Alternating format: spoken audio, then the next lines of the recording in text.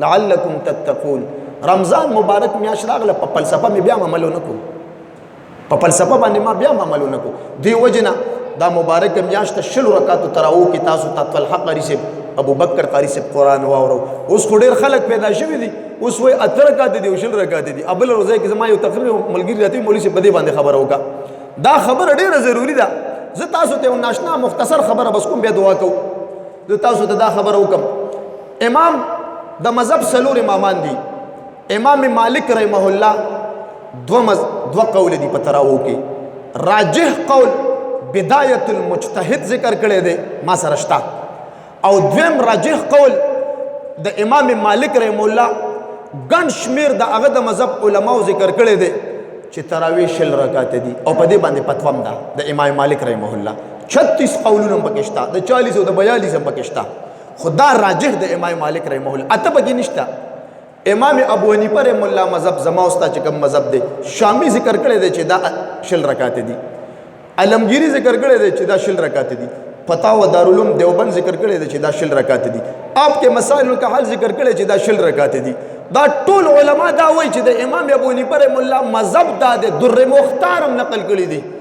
در فتاوی قاضی خان هم ذکر کړی دی چې تراویح د امام ابو حنیفه رحمه الله په مذهب کې 60 رکعات. دو مذهب شول. دریم نمبر مذهب د امام شافعی رحمه الله دی. د هغه د مذهب یو محدث دی امام ترمذی رحمه الله، ټول مکتب فکر کې پڑھاویږي. امام ترمذی رحمه الله ترمذی شریف کې لیکي وای د امام شافعی رحمه الله مذهب دا دی چې تراویح 60 رکعات دي. دا درې مذهب. څلورم نمبر مذهب چې کوم د سعودیانو دی، اوس دا لږ سوچ غواړي، لږ تفکر وکړي.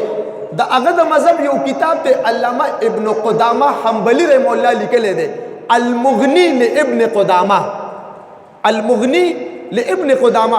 په هغې کې لیکي چې د امام احمد بن حنبل رحم الله په مذهب کې تراویح 60 رکعات دي. علامه ابن تیمیه حنبلی په فتاوی ابن تیمیه کې لیکلی دي چې زما د مذهب د امام احمد بن حنبل رحم الله په مذهب کې تراویح 60 رکعات دي. نو مذهبونه څو دي؟ څلور. پنځم خو پکې نشته دی. نو مونږ وایو یله وایي دا کېدای شي په هغه بل مذهب کې. نو بل مذهب خو مونږ واورېدو که نه، بل مذهب خو مونږ واورېدو. او بله خبره درته وکړم، په حرم شریف کې په کائنات کې د ټولو نه لوی جومات کم یو دی؟ بیت الله شریف. په بیت الله شریف کې دی د صحابه کرام رضوان الله تعالی علیهم اجمعین د زمانې نه تر د نن شپې پورې مونږ ته څوک وښیي چې په دې 1400 کاله کې د شلو په ځای باندې چا 8 رکعاته تراویح کړي دي. نن به ورته مونږ دیوبندیت پرېږدو، قسم په الله څوک داسې نشي ښودلی. په 1400 کاله کې دې مونږ ته څوک وښیي که نه ځه د صحابو د زمانې نه تر الی یومنا تر د نن ورځې پورې. زه په کوم طرف روان یم؟ دویم نمبر لوی جومات په مدینه منوره کې مسجد النبوي صلی الله علیه وسلم دی. هلته اوس هم 60 رکعاته تراویح 8 رکعاته تراویح چېرته هم نه دي شوي.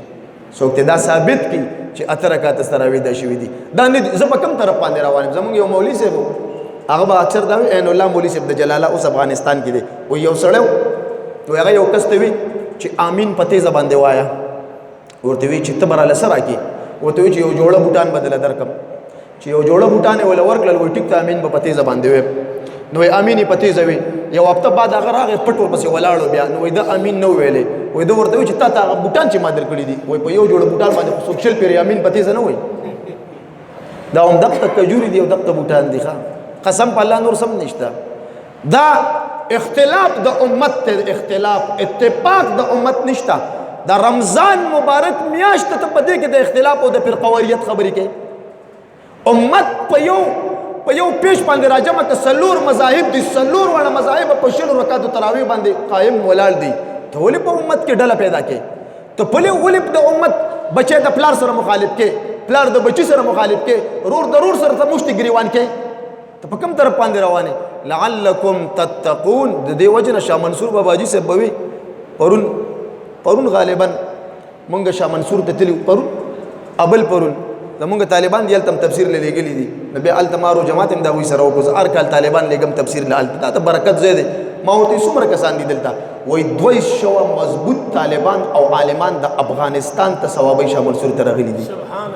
200 هغه خلک چې محدثین هم پکې راغلي دي، هغه خلک چې شیخ القرآن پکې صرف د څه دپاره راغلي دي چې دا د اکابرو د ګفت ځای دی، د برکت ځای دی. دلته چې څوک تفسیر وکړي الله یې ضایع کوي نه.